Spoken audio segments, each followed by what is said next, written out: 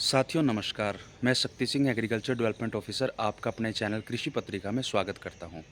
साथियों, जैसा कि हमने अपनी पिछली वीडियो में बताया था आपको कि नाइट्रोजन खेत के लिए क्यों ज़रूरी होता है, नाइट्रोजन के क्या-क्या उपयोग होते हैं। आज हम एक बार रिवाइंड कर लेते हैं, मैक्रो और माइक्रो न्यूट्रिएंट क्या होते हैं।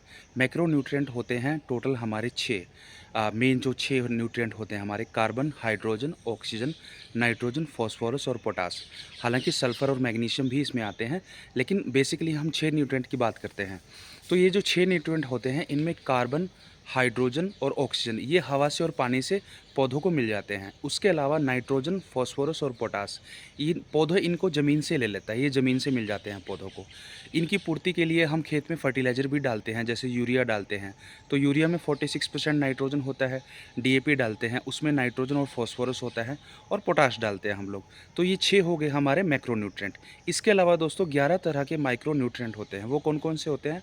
उनमें आता है हमारा sulphur, magnesium, manganese, zinc, cobalt, nickel, calcium, cadmium और हमारा मैंगनीज़ और बोरॉन। तो ये कुल 11 तरह के न्यूट्रिएंट होते हैं जिनको माइक्रो न्यूट्रिएंट बोला जाता है। माइक्रो न्यूट्रिएंट इनको इसलिए बोला जाता है ज़मीन में, क्योंकि इनकी बहुत कम मात्रा में ज़रूरत होती है, लेकिन ज़रूरत होती है दोस्तों। हम लोग क्या करते हैं, हम लोग सिर्फ मैक्रो न्यूट्रिएंट पे ध्यान देते हैं, नाइट्रोजन, फॉस्फोरस और पोटास पे, क्योंकि कार्बन, हाइड्रोजन और ऑक्सीजन तो हमें हवा से और पानी से मिल जाता है। तो हम लोग सिर्फ इन 3 न्यूट्रिएंट पे हमारा बेसिक ध्यान रहता है, नाइट्रोजन, फॉस्फोरस और पोटास पे। इसके अलावा जो 11 हमारे न्यूट्रिएंट हैं उनकी तरफ हम बिल्कुल ध्यान नहीं दे पाते। तो हमारे किसान भाइयों को क्या करना है, अपने खेत की मिट्टी चेक करानी है। खेत की मिट्टी चेक करा के किसान भाइयों को ये पता चल जाएगा कि उनकी ज़मीन में किस चीज़ की कमी है, कौन से न्यूट्रिएंट की कमी है। तो उसी अनुसार वो अपने खेत में न्यूट्रिएंट की अप्लाई कर सकते हैं, न्यूट्रिएंट की मात्रा को डाल सकते हैं।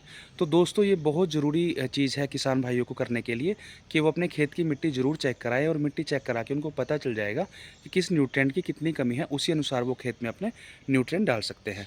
आशा करता हूँ दोस्तों ये जानकारी आप लोगों को पसंद आई होगी। धन्यवाद।